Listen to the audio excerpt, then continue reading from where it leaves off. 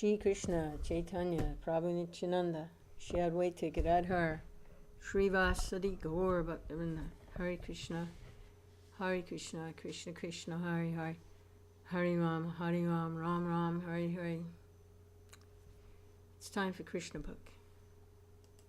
And this is the summary study of the 10th canto of Srimad Bhagavatam by His Divine Grace A.C. Bhaktivedanta Swami Srila Prabhupada, founder Acharya of the International Society for Krishna Consciousness. And this is volume 2, chapter 34, the super excellent power of Krishna. Long, long ago, there was an assembly of great sages on the bank of the river Saraswati, and they performed a great sacrifice of the name Satrayagna. In such assemblies, the great sages present usually discuss Vedic subject matters and philosophical topics, and in this particular meeting, the following question was raised. The three predominating deities of this material world, namely Lord Brahma, Lord Vishnu, Lord Shiva, are directing all the affairs of this cosmos. But who among them is the supreme? After much discussion on this question, the great sage named Bhrigu, who is the son of Lord Brahma, was deputed to test all three predominating deities and report to the assembly as to who is the greatest. Being thus deputed, the great sage Bhrigu first of all went to his father's residence in Brahmaloka. The three deities are the controllers of the three material qualities, namely the qualities of goodness, passion, and ignorance. The plan decided upon by the sages was for Bhrigu to test which of the predominating deity possesses the quality of goodness in full. Therefore, when Bhrigu reached his father, Lord Brahma, because he wanted to test whether he had the quality of goodness, he purposefully did not offer his respects to his father, either by offering obeisances or by offering prayers. It's the duty of a son or a disciple to offer his respects to his father, either by offering obeisances or by offering prayers.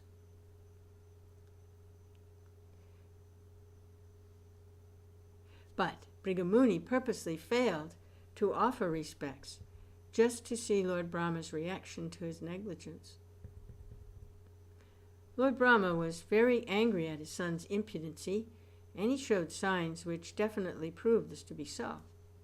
He was even prepared to condemn Bhrigu by cursing him, but because Bhrigu was his son, Lord Brahma controlled his anger, and with great intelligence. This means that although the quality of passion was prominent in Lord Brahma, he had the power to control it. Lord Brahma's anger and his controlling his anger are likened to fire and water. Water is produced from fire, but fire can be extinguished with water. Similarly, although Lord Brahma was very angry due to his quality of passion, he could still control his passion because Bhrigu was his son. After testing Lord Brahma, Bhrigu went directly to the planet Kailas, where Lord Shiva resides. Bhrigu happened to be Lord Shiva's brother. Therefore, as soon as Bhrigu approached Lord Shiva, was very glad and personally rose to embrace him. But when Lord Shiva approached, Bhrigu refused to embrace him. "My dear brother," he said, "you're always very impure. Because you smear your body with ashes, you're not very clean. Please, do not touch me."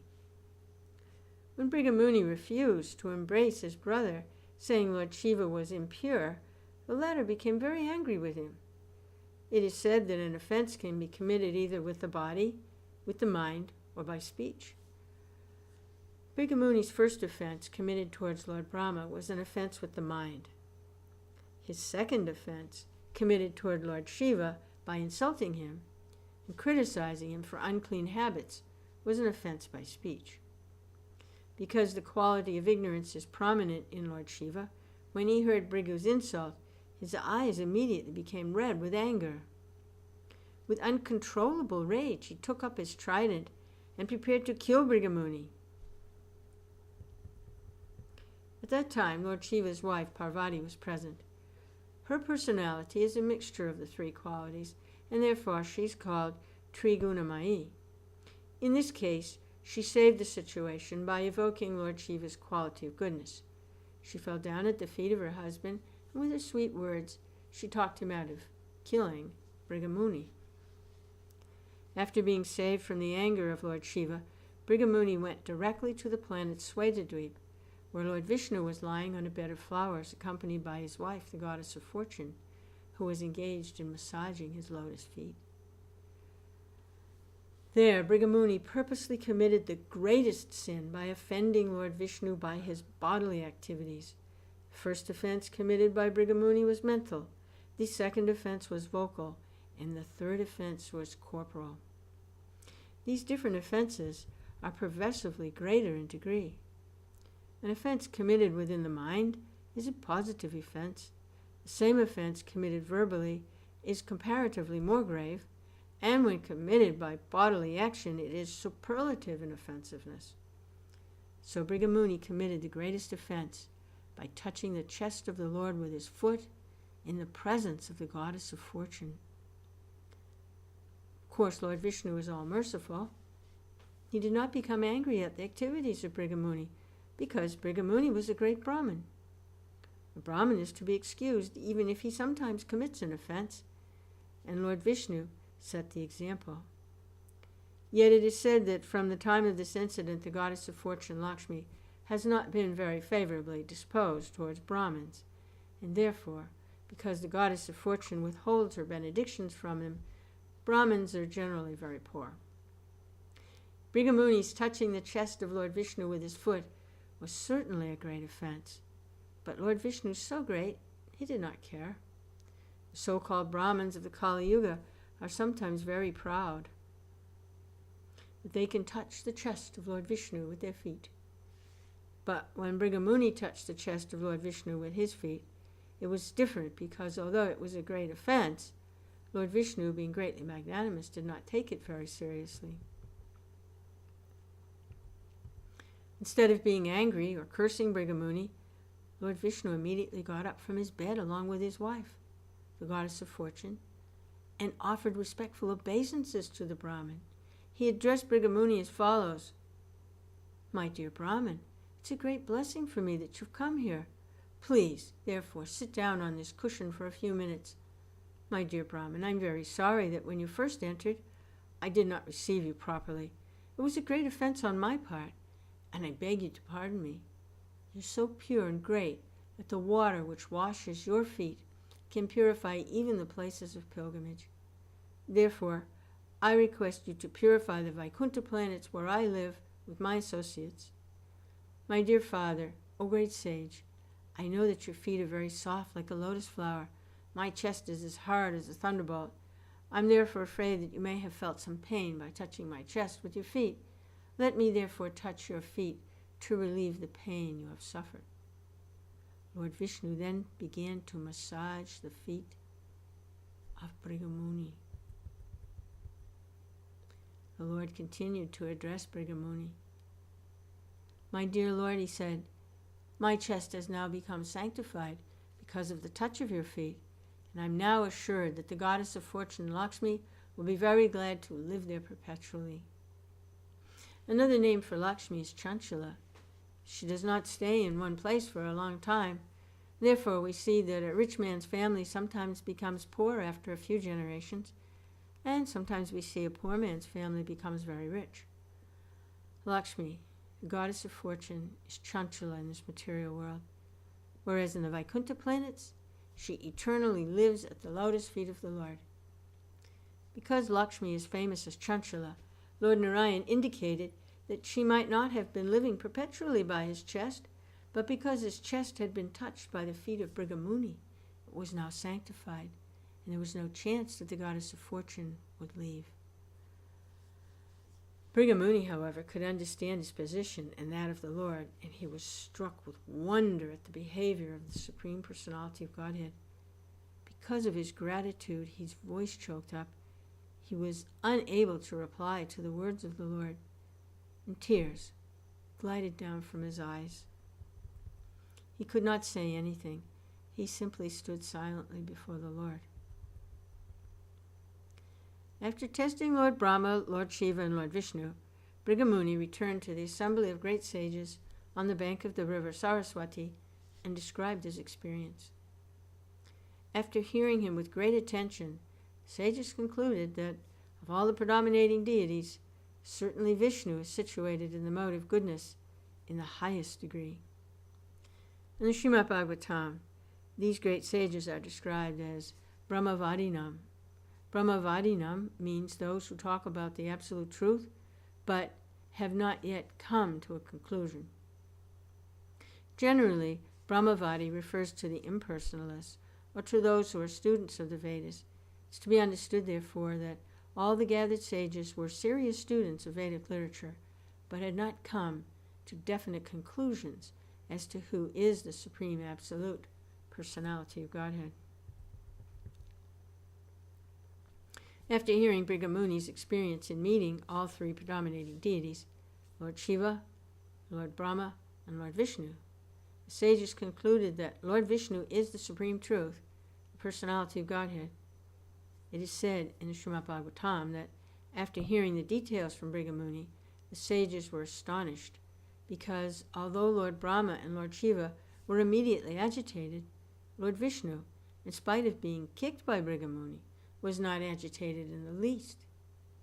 The example is given that small lamps may become agitated by a little breeze, but the greatest lamp, or the greatest illuminating source, the sun, is never moved, even by the greatest hurricane.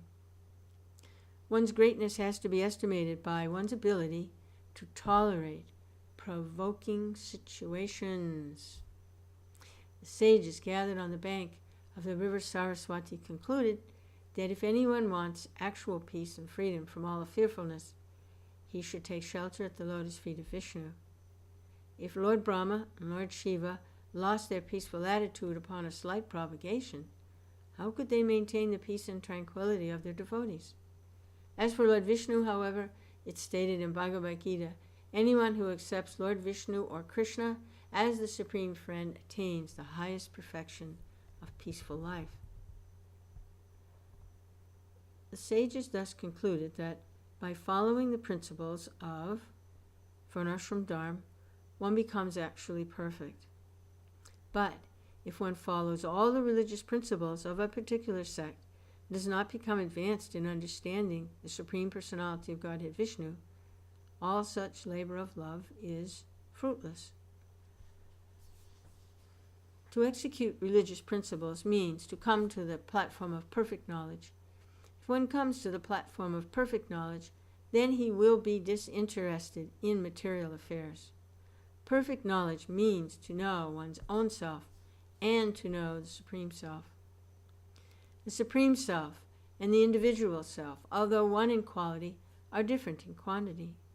This analytical understanding of knowledge is perfect. Simply to understand, I'm not matter, I'm spirit, is not perfect knowledge. The real religious principle is devotional service, or bhakti. This is confirmed in the Bhagavad-gītā, and Lord Krishna says, give up all other religious principles and simply surrender unto me.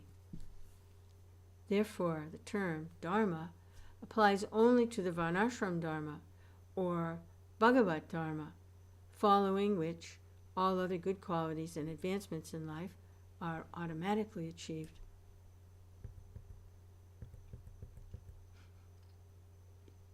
The highest perfectional knowledge is to know the Supreme Lord. He cannot be understood by any process of religion other than devotional service.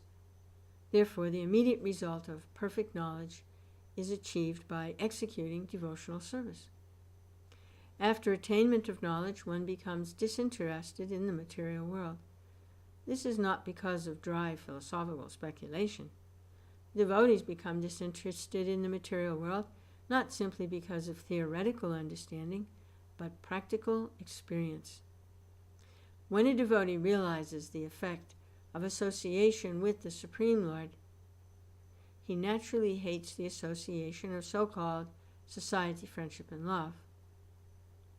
This detachment is not dry, but is due to achieving a higher status of life by relishing transcendental mellows.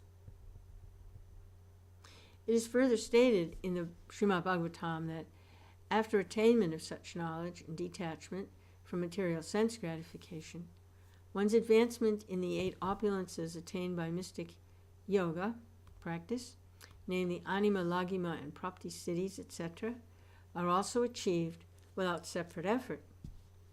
The perfect example is Maharaj Ambarish. He was not a mystic yogi, but he was a great devotee. Yet, in a disagreement with Maharaj Ambarish, the great mystic Durvasa was defeated in the presence of his devotional attitude. In other words, a devotee does not need to practice the mystic yoga system to achieve power. The power is behind him by the grace of the Lord, just as when a small child is surrendered to a powerful father, all the powers of the Father are behind him. When a person becomes famous as a devotee of the Lord, his reputation is never to be extinguished. Lord Chaitanya, when discoursing with Ramananda Roy, questioned, "What is the greatest fame?" Ramananda replied that to be known as a pure devotee of Lord Krishna is the perfect fame. The conclusion, therefore, is that Vishnu Dharma, or the religion of devotional service unto the Supreme Personality of Godhead, is meant for persons who are thoughtful. By proper utilization of thoughtfulness, one comes to the stage of thinking of the Supreme Personality of Godhead. By thinking of the Supreme Personality of Godhead, one becomes free from the contamination of the faulty association of the material world, and thus one becomes peaceful. The world is in a disturbed condition because of a scarcity of such peaceful devotees in human society. Unless one is a devotee, one cannot be equal to all living entities.